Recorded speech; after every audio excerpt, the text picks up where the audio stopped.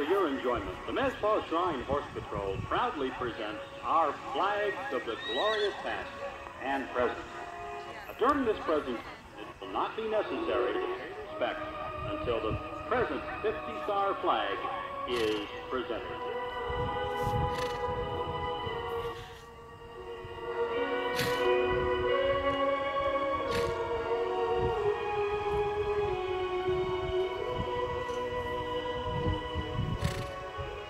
The Mizpah Shrine Horse Patrol, our history in flags.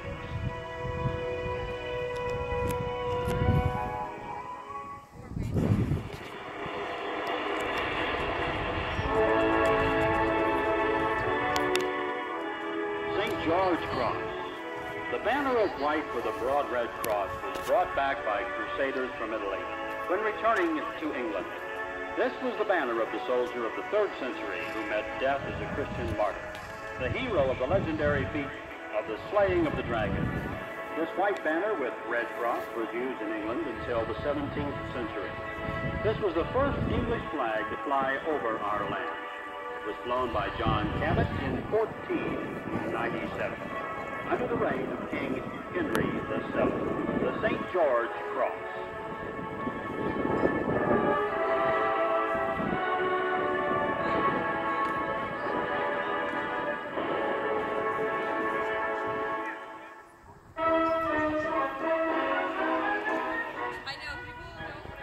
King's colors or British Union flag. In 1620, when the Mayflower landed in America, a new flag was used for the colonies. King James I took the red cross of St. George, superimposed it onto the Scottish flag of St. Andrew. Because the United States is a direct offspring of Great Britain, the histories of their flags are closely related and was used for 2 centuries until 1801. The British Union flag.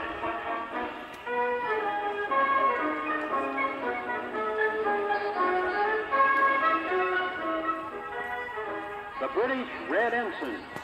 In 1707, Queen Anne adopted a new flag for England and her colonies. The King's colors were placed in the upper left-hand corner of a field of red to be called the British Red Ensign. Many American colonists, including George Washington, fought for England under this banner in the French and Indian Wars. 15 years before the battles of Lexington and Concord, Cornwallis surrendered at Yorktown under this flag, the British Red Ensign.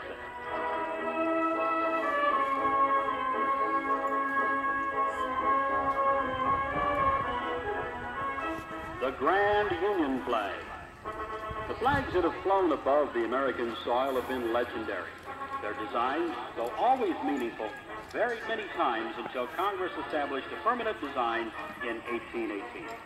The first official flag prior to the Revolutionary War was the Grand Union flag, which consisted of 13 alternate red and white stripes representing the 13 colonies, and kept the King's colors in the canton, illustrating that the colonies were still loyal to the King, but their willingness to fight for their rights and justice. This flag was generally used until August of 1777. Interwoven with its colors and emblems was its country's philosophies, its struggles, and its victories. The history of our flag is the history of our country, the Grand Union flag.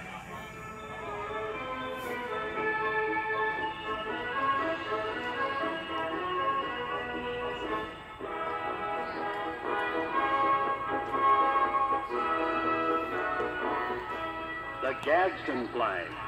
The Gadsden flag was used by the Marine Corps in 1775 and was in common use for many years by local colonial units. Many units at sea used banners with a rattlesnake depicted. The inscription, "Don't tread on me," was intended as a warning to the British, meaning it was as dangerous to tread on a colony as it would be to step on a rattlesnake. The Gadsden flag.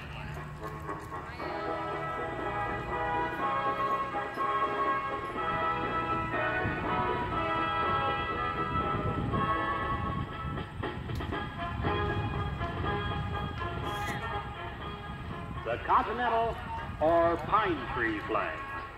During the Revolutionary War, the colonists began unfurling new flags. Among them was the popular Continental flag, They replaced the king's colors with a pine tree, symbolic of the New England way of life. Historians believe that this banner was carried during the famous Battle of Bunker Hill. It was also used as a signal between vessels harassing the defenders of Boston by the early American Navy. The Continental or Pine Tree flag.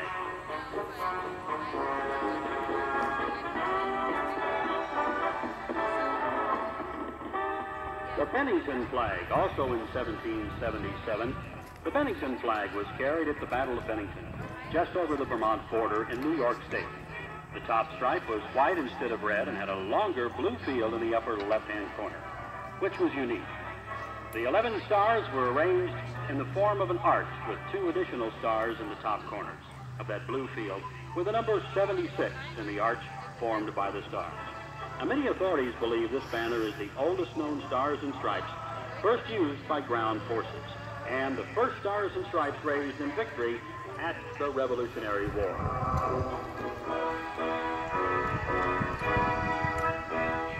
The 13-star flag or Betsy Ross flag. The 13-star flag or Betsy Ross flag, the first American flag, stood as an emblem of liberty. It was created by the Continental Congress on June 14, 1777. The proclamation further established June 14th as Flag Day. Under this flag, we became the American nation. The flag took the stars from the heavens, representing a new constellation, the red stripes from the mother country, separated by the white stripes, showing our independence. Thus, the stars heeded the symbol of a new nation, and the white stripes as our liberty. The flag now started to be known as Stars and Stripes. The stripes in this flag are 7 red, 6 white, and the 13 stars were arranged in a circle to represent the 13 colonies. For 17 years, this flag was our national anthem. The 13-star flag, or our Betsy Ross flag.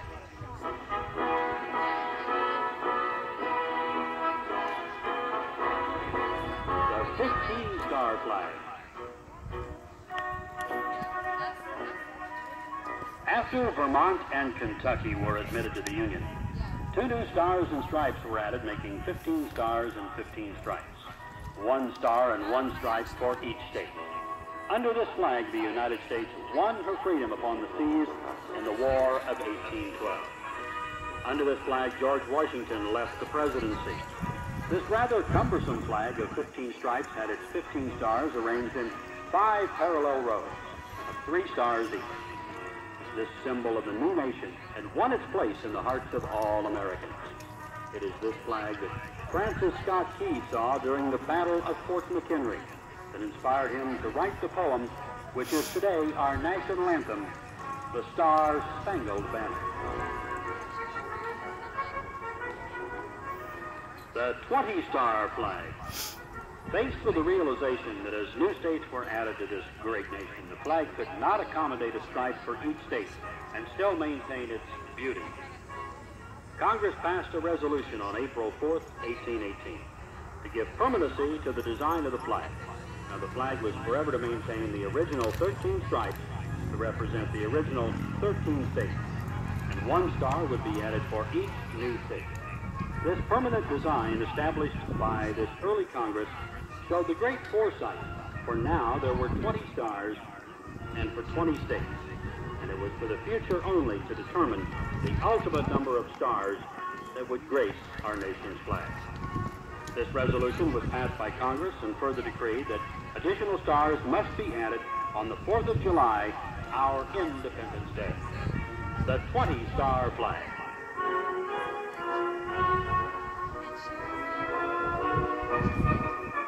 The 48-star flag of the United States of America.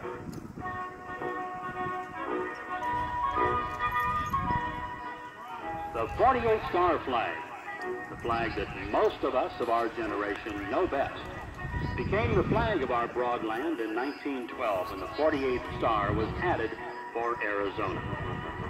This flag, with its 6 parallel rows of 8 stars, carried us through World War I, the Roaring 20s, the terrible 30s, World War II, where it was raised with such determination on Iwo Jima, the Korean conflict, the creation of the North Atlantic Treaty Organization, the harnessing of atomic energy.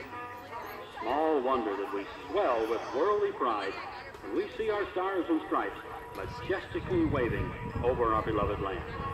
This was Old Glory for 47 years until 1959, when Alaska's admission added the 49th star, and in 1960, Hawaii became our 50th state. The 48-star flag.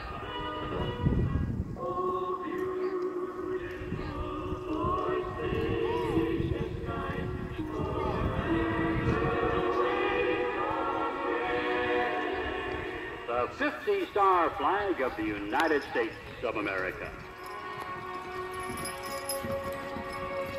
Ladies and gentlemen, this is our national flag. Please stand to honor as it passes you.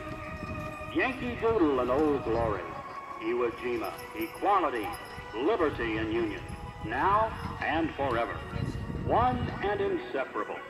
This then is our flag, the flag of America, our country. God bless our flag. May this nation under God never perish from the face of the earth. This is our 50-star flag for all the signs and symbols since the world began. There's none other so full of meaning than the flag of our country. The Mizpah Horse Patrol proudly presents the 50-star flag of the United States of America.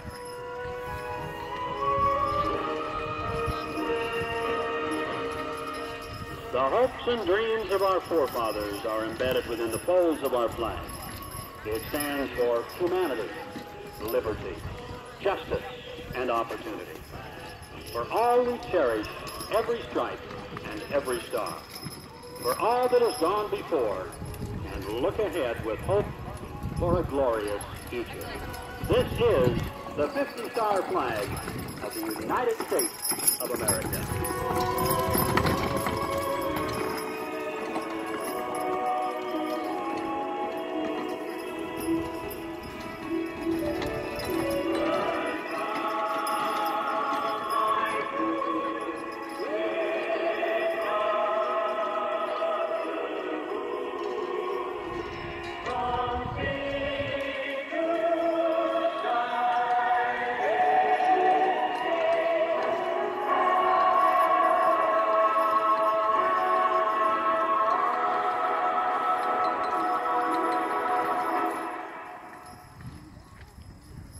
And now, ladies and gentlemen, our national anthem.